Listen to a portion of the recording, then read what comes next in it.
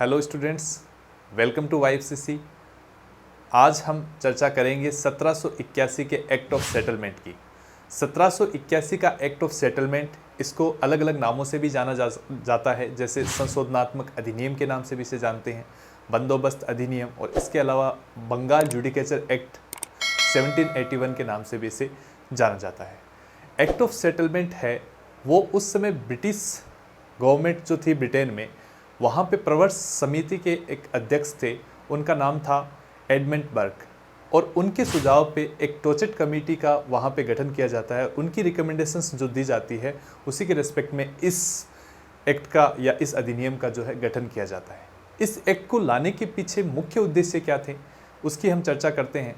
तो इस एक्ट से पहले हमने प्रीवियस हमारी कड़ी के अंदर जो चर्चा किया था 1773 का रेगुलेटिंग एक्ट। तो ये जो 1773 का रेगुलेटिंग एक्ट लाया गया था, तो उसमें बहुत सी कमियां थी।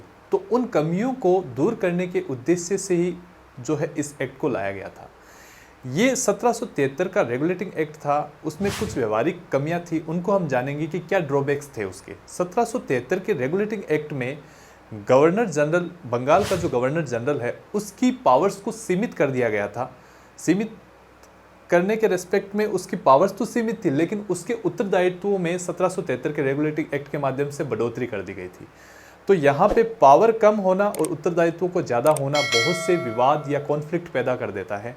इन विवादों को हम 3 बिंदुओं के अंतर्गत हम देख सकते हैं। सबसे पहला जो है वो है बहुमत के आधार पर निर्णय प्रणाली, दूसरा है वो है अपरिभाषित क्षेत्राधिकार, और तीसरा पॉइंट है उसके अंतर्गत हम देखेंगे अपरिभाषित शक्ति पृथक्करण।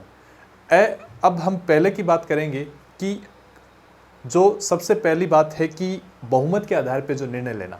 बहुमत के आधार पे निर्णय लेने का जो 1773 के रेगुलेटिंग एक्ट में जो प्रावधान किया गया था, उसके अंतर्गत हम देखते हैं कि बंगाल का जो गवर्नर जनरल है, उसकी सहायता 4 सदस्यीय परिषद थी, जिसको गवर्नर जनरल की काउंसिल के नाम से हम जानते हैं। तो ये लोग मिल के बहुमत के आधार पर निर्णय लेते थे। तो ये कुल मिला के गवर्नर जनरल सहित इसमें 5 सदस्य हो गए। 3 सदस्य एक तरफ हो और गवर्नर जनरल एक तरफ हो, तो यहाँ पे हम देखते हैं कि उसके निर्णय है या फिर गवर्नर जनरल अपने निर्णय लेने में असक्षम हो जाता है। तो यहाँ पे बहुमत के आधार पर निर्णय लेना कहीं ना कहीं गवर्नर जनरल की पावर्स को कम कर देता है। दूसरा है अपरिभाषित क्षेत्राधिकार। 1773 के एक्ट में जो बंगाल की प्रेसिडेंसी है, उसके अधीन किया गया था मद्रास के प्रेसिडेंसी को और बम्बई की प्रेसिडेंसी को। लेकिन मद्रास और बम्बई की प्रेसिडेंसी के क्या क्षेत्राधिकार होंगे, कौन से मामलों में वो स्वतंत्र होगी, और किन मामलों की रिपोर्टिंग इनको जो है बंगाल की प्रेसिडेंसी या बंगाल के गवर्नर जनरल को करनी होती थी, वो सारी चीज़ें यहाँ पे मेंशन नहीं की गई थी 1773 के रेगुलेटिंग एक्ट में। जिससे क्या था कि इनके बीच में काफ़ी विवाद पैदा हो गए क्षेत्राधिकारों को लेके। थर्ड पॉइंट है वो मेन मुद्दा है जिसके जो आधार बना इस एक्ट को लाने का। ये जो 2 पॉइंट पहले हमने डिस्कस किए हैं, उनके जो विवाद है अब तक इतने ज़्यादा उभर के सामने नहीं आए थे। तो यहाँ पे 1781 का एक्ट को लाने का मुख्य आधार बना वो जो तीसरा बिंदु है जिसके बारे में हम बात कर रहे हैं कि अपरिभाषित शक्ति पृथक्करण। अपरिभाषित शक्ति पृथक्करण के रूप में यहाँ पे 1773 के रेगुलेटिंग एक्ट में एक बॉडी का जो है निर्माण किया गया था, जिसको सुप्रीम कोर्ट हमने बताया था, सुप्रीम कोर्ट या उच्चतम न्यायालय। तो ये जो सुप्रीम कोर्ट और दूसरी जो सुप्रीम बॉडी हो गई थी गवर्नर जनरल और उसकी काउंसिल, दोनों के बीच में शक्ति पृथक्करण को परिभाषित न करने से इन दोनों के बीच में भी बहुत सारे विवाद इसमें पैदा हो गए थे।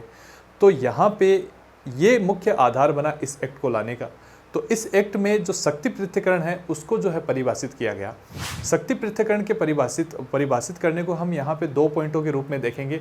सबसे पहला होगा कि सुप्रीम कोर्ट या उच्चतम न्यायालय के जो शक्ति है वो किस तरह परिभाषित की गई, और दूसरा जो है गवर्नर जनरल और उसकी काउंसिल। सुप्रीम कोर्ट या उच्चतम न्यायालय है, उसके कुछ मुद्दों को उसको क्षेत्राधिकार के अंतर्गत रखा गया और कुछ मुद्दों को क्षेत्राधिकार से बाहर रखा गया। तो क्षेत्राधिकार के अंतर्गत रखे जाने वाले जो मुद्दे हैं उनके अंतर्गत पहले हम चर्चा करेंगे क्षेत्राधिकार से बाहर की जो चीज़ें हैं। क्षेत्राधिकार से बाहर की जो बातें हैं उसमें सबसे पहली जो बात है वो ये है कि जो गवर्नर जनरल और उसकी काउंसिल है उसको इसके क्षेत्राधिकार से बाहर कर दिया गया। दूसरा था कि कंपनी के जितने भी कर्मचारी थे उनको भी सुप्रीम कोर्ट के जो क्षेत्राधिकार से बाहर कर दिया गया।